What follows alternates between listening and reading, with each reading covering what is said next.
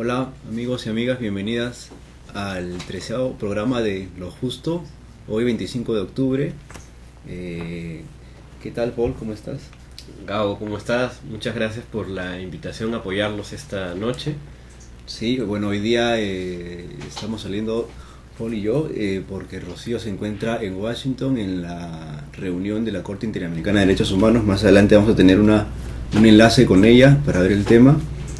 Bueno, hoy tenemos varios temas en la agenda, ¿no? Uno de ellos es el ya bastante sonado caso de corrupción de Omar Shejade, ¿no?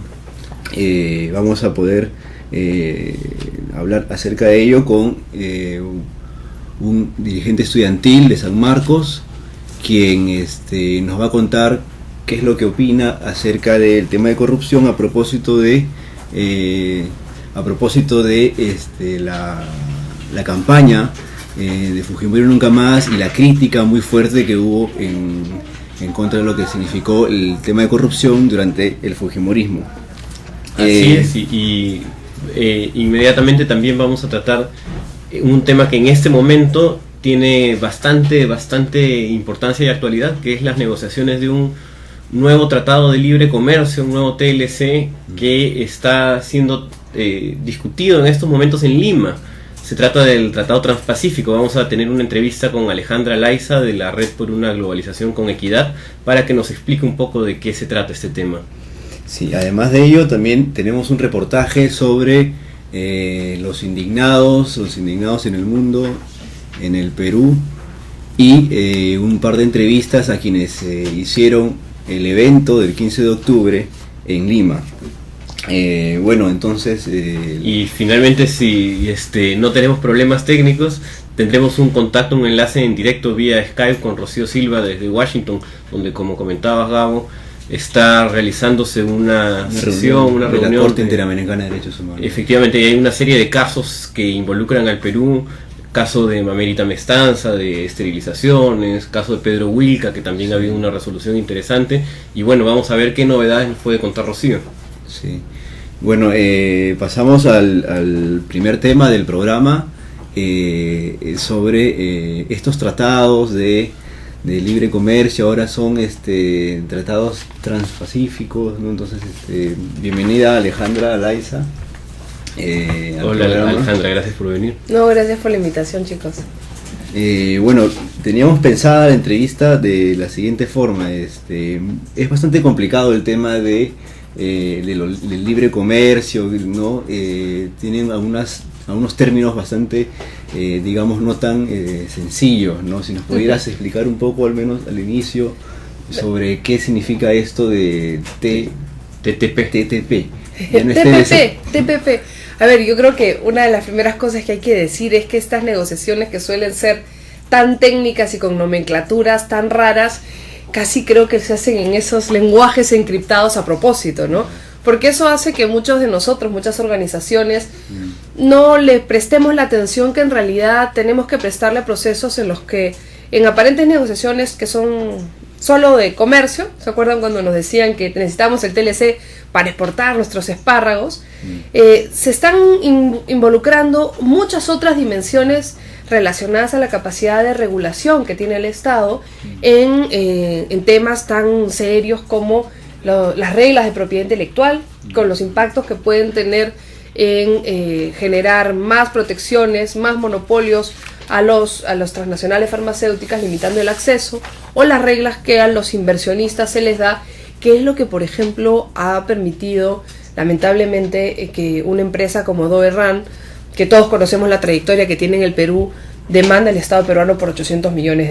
Entonces, cuando uno dice, bueno, estos TLCs con estos lenguajes raros, ¿qué significan?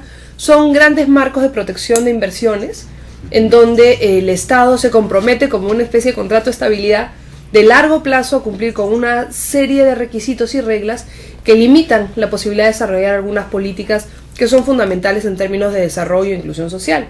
Y el TPP en este contexto es un nuevo acuerdo tipo TLC con varios retos adicionales. Es un acuerdo que negocian 9 países que está Nueva Zelanda, Estados Unidos, Australia, Brunei, Vietnam, Perú, Chile, Malasia, Singapur. Son los países de la PEC, ¿verdad? No son todos los países de la PEC, pero se espera que este acuerdo sea la base del nuevo acuerdo de comercio para la PEC. Entonces, ¿cuál es la estrategia que está detrás y por qué es tan sensible o tan importante esta negociación del TPP con esta nueva sigla que nos sorprende? Es que en el fondo está en juego la nueva generación de marco de protección de inversiones y reglas del comercio internacional. Y la pregunta es, Estados Unidos ya tiene un TLC con Perú. ¿Por qué quiere un nuevo TLC para la PEC? Exacto, con Perú? Me preguntaba, ¿protección de inversiones de quién o de quiénes? ¿De quién es la protección? ¿Están protegiéndose las inversiones de Estados Unidos, las nacionales? Si nos puedes contar... no se entiende, ¿verdad? Sí, no, te entiendo. A nosotros también nos ha costado un rato meternos en los temas. Los capítulos de protección de inversiones generan reglas para los inversionistas. En el caso del Perú, en el TLC con Estados Unidos, a los inversionistas peruanos en Estados Unidos y a los inversionistas norteamericanos en el caso peruano. Las reglas lo que suelen hacer tienen una parte importante en la cual se dice, bueno, no podemos generar, y a lo que se ha comprometido el Estado peruano en el TLC con Estados Unidos es a no tratar distinto a la inversión extranjera en el Perú que a lo que trata la inversión nacional. Entonces, si el Perú quisiera, por ejemplo, pedir que las empresas mineras de inversión norteamericana tuvieran la obligación de contratar a un porcentaje de trabajadores peruanos en sus distintos niveles, está prohibido porque constituye un requisito de desempeño. Y este mecanismo está prohibido por los TLCs. Pero lo más grave, además de varias medidas de este estilo, es que los tratados de libre comercio generan un mecanismo en mi opinión, de trato discriminatorio, porque le permite al inversionista extranjero en el Perú tener una ventana que no tiene el inversionista nacional, y es ir a un arbitraje internacional y que el actor privado, para ponerlo en nombre propio, Doerran, demande al Estado peruano porque considera que sus derechos en el marco del TLC han sido violentados.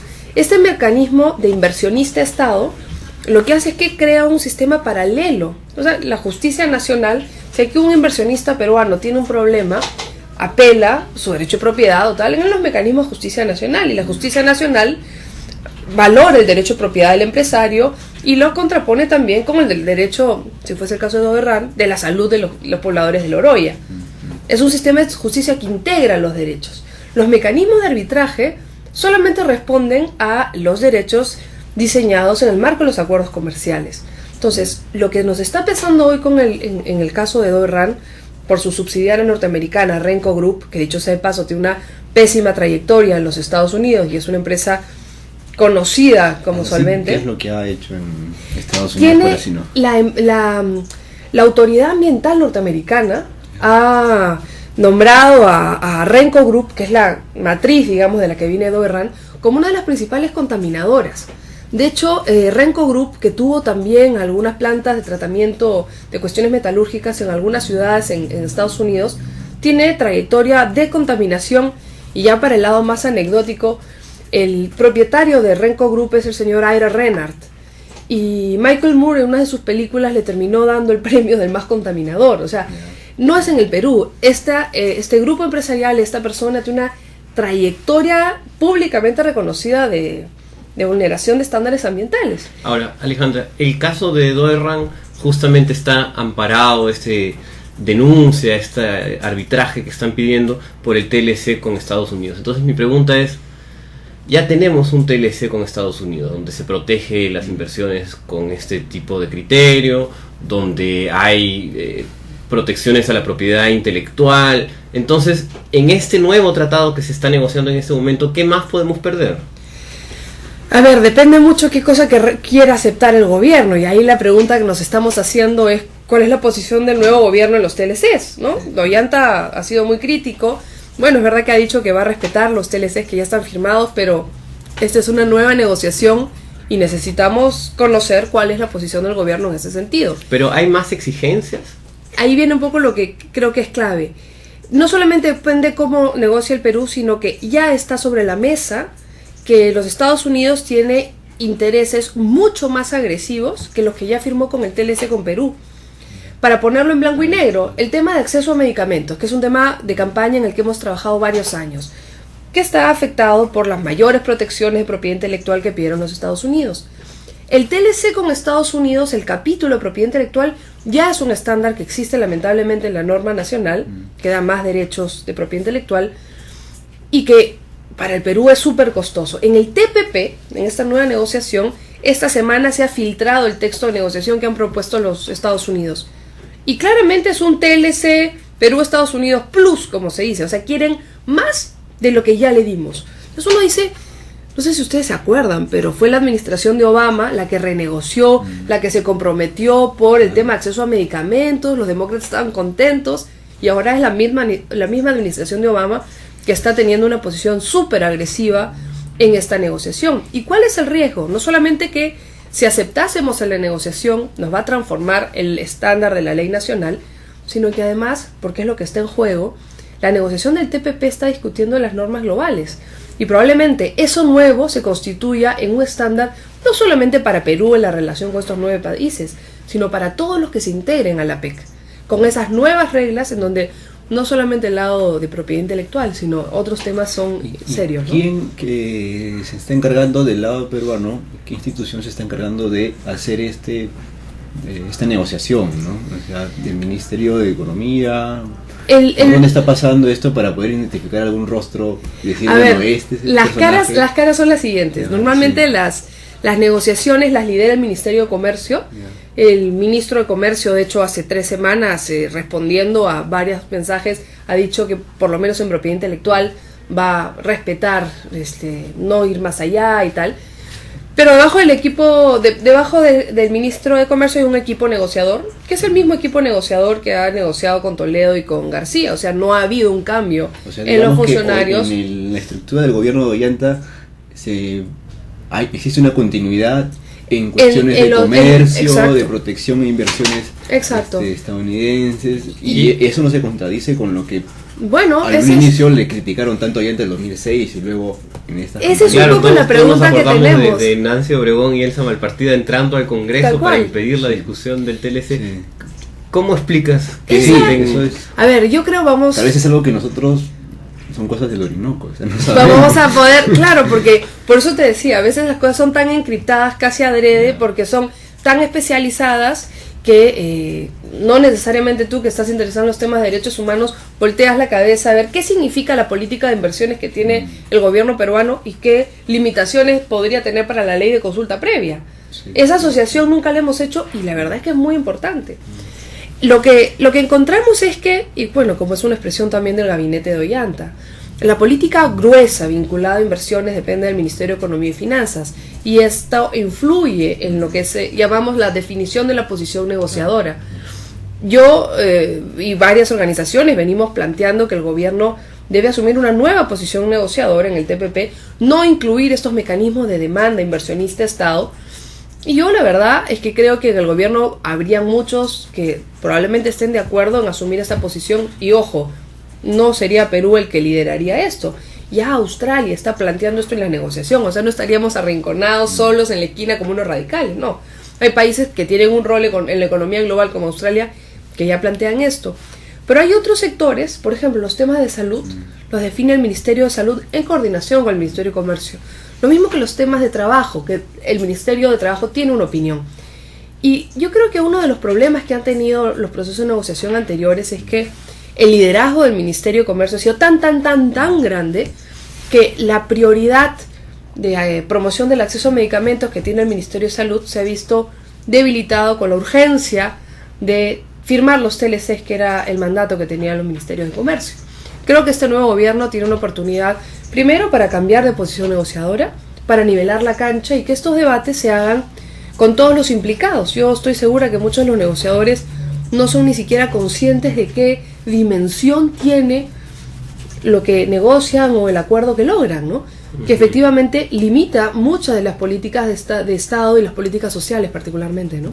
Claro, bueno, sí, cuando uno mira, cuando uno estuvo mirando el ascenso al poder de Ollanta en la presidencia, fue bastante fuerte toda una campaña en la cual le proponían a Ollanta de que ponga gente en la cartera del MEF acorde con las continuidades de una serie de políticas económicas que se han venido dando, y bueno, esta noticia implicaría de que eso ha sucedido, ha sido efectivo, y que vamos inclusive a profundizar este tipo de políticas.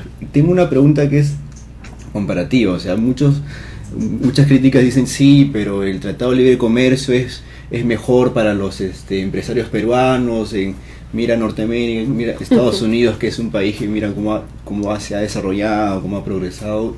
En comparaciones de este tipo de políticas, si nos podrías dar algunos luces sobre eso, o sea, si es así, tanto como se da acá, es también como se da allá, ¿es igual? Ahí creo que hay que darle un poco de vueltas al argumento, ¿no? Porque se dice, para poder ser como los Estados Unidos tenemos que aplicar todo esto. Pero ¿sabes qué?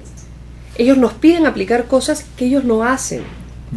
Ellos nos piden niveles de protección de inversiones o niveles de restricción de compras públicas. Un ejemplo muy concreto. En el TLC con Estados Unidos se incorpora la liberalización de las compras públicas. ¿Qué significa? Que las compras que hace el Estado, tampoco es que tengamos tanta plata, pero digamos que con el recurso del Estado se pueda comprar preferentemente a los nacionales, de tal manera que tú puedas activar sectores productivos. Comprarle los alimentos, los programas de alimentos a los productores agrarios, comprar los zapatos del ejército a las MIPES trujillanas, por decir cosas. Que es importantísimo. Claro, si tenemos poca plata, hagamos reinversión para generar industria. Básico. Bueno, los TLC liberalizan esto. Entonces lo que hacen es que impiden que el Estado desarrolle muchas políticas que dé preferencia a los proveedores nacionales en las compras públicas. Evidentemente se está filtrando que en un contexto, en una licitación, en donde una competencia, no sé, pues de vendedores de carpetas para los colegios, lo mismo compitan los carpinteros de Huancayo con los carpinteros de Nebraska. Perú, Nebraska. ¿No es cierto? Por decir algo, ¿no? Eso que en el caso del Perú es una obligación de que las compras públicas que hacen los ministerios, los gobiernos regionales y ahora en otros tratados también los gobiernos locales, en el caso de Estados Unidos no es obligación para todo. En el caso de Estados Unidos, todo lo que es federal, las instancias grandes, se comprometen, pero luego cada estado voluntariamente, es como si acá cada región, voluntariamente decide adscribir o no ese tema.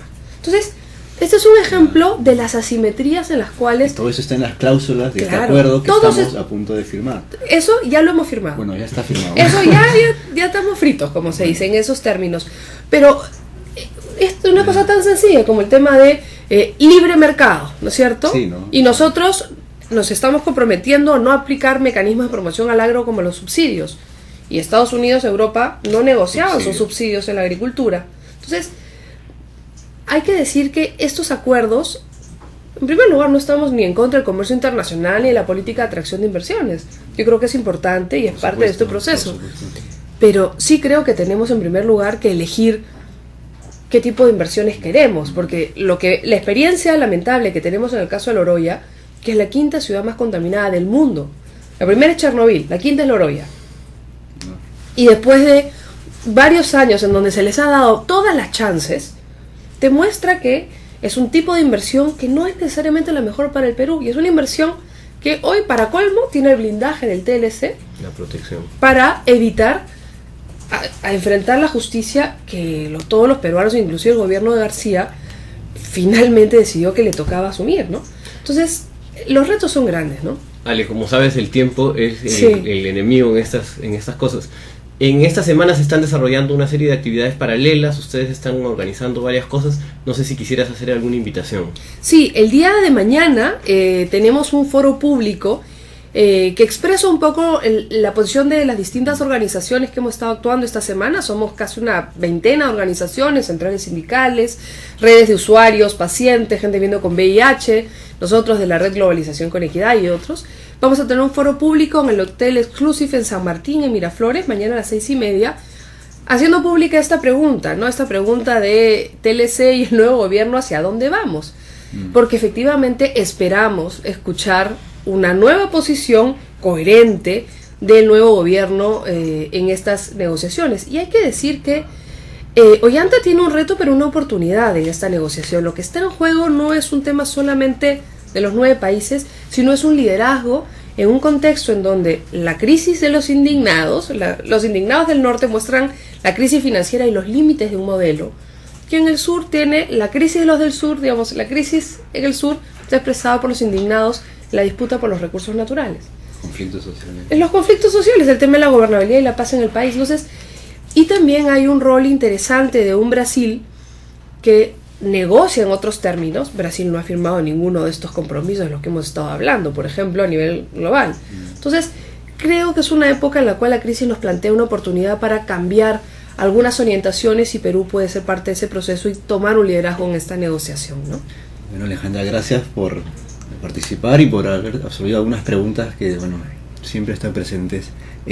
A propósito del tema de los indignados, justo el equipo de producción hizo un reportaje sobre quiénes son los indignados en el mundo, en el Perú, y tenemos a continuación el reportaje que se hizo, ¿no?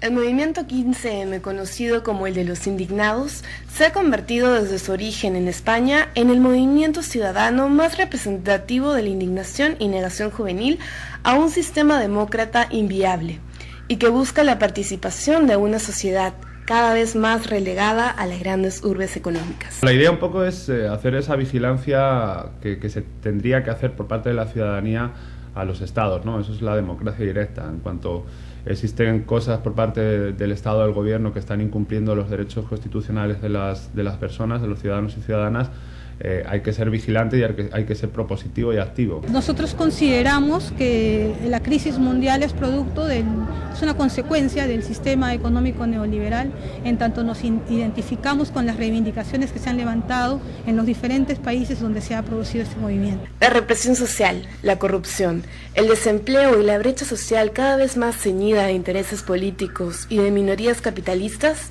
es sin duda el cimiento de una indignación aglutinada y colectiva de cientos de jóvenes que se han levantado para dar su voz de protesta. La parte propositiva aún se está construyendo, incluso el qué queremos y definiendo el norte del mismo colectivo hacia dónde vamos. En esta etapa de expresar nuestra indignación hemos empezado por darnos cuenta, por hacernos conscientes de los problemas que existen tanto en el Perú como en el mundo, producto de la crisis, producto del desempleo, producto de las desigualdades que hay. Este movimiento se ha ido consolidando porque cada vez se han ido acumulando, incrementando más el número de seguidores, ¿no?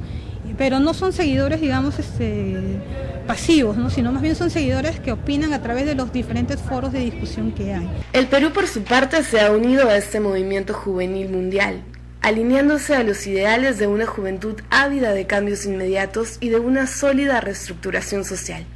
Es así que el 15 de octubre, al igual que en muchas ciudades, Lima también fue escenario de la indignación. La idea es ir haciendo una vigilancia y una incidencia política sobre el gobierno peruano para poder ver que está cumpliendo realmente lo que prometió durante sus elecciones, o antes de las elecciones, y también que no tome medidas en contra de la población. Esta manifestación se estuvo coordinando con otros grupos de activistas, de otros colectivos como Toma la Plaza, por ejemplo, a los cuales después se sumaron Generación Verde, Colectivo Dignidad, Democracia Directa, etcétera. Y bueno, fue más que nada viendo el punto de unidad, que era justamente tener un acto simbólico en el marco de esta protesta internacional que ha significado el movimiento 15 de octubre en el mundo, y por eso conformamos el movimiento 15O Perú. Durante la época de la dictadura, si bien es cierto en Perú los jóvenes representaban la conciencia moral, la reserva moral, mejor dicho, del país, y fueron los protagonistas de la caída de la dictadura, en el mundo ahora asistimos a lo mismo. Los jóvenes de alguna manera son los protagonistas de estas luchas sociales porque también son los directamente afectados. Una vez más, la participación activa de centenares de jóvenes a nivel mundial demuestran ser el eje conductor de un movimiento regenerativo y, aunque carente de propósitos absolutos, no forma parte de un sistema marginal como ha sido calificado por algunos.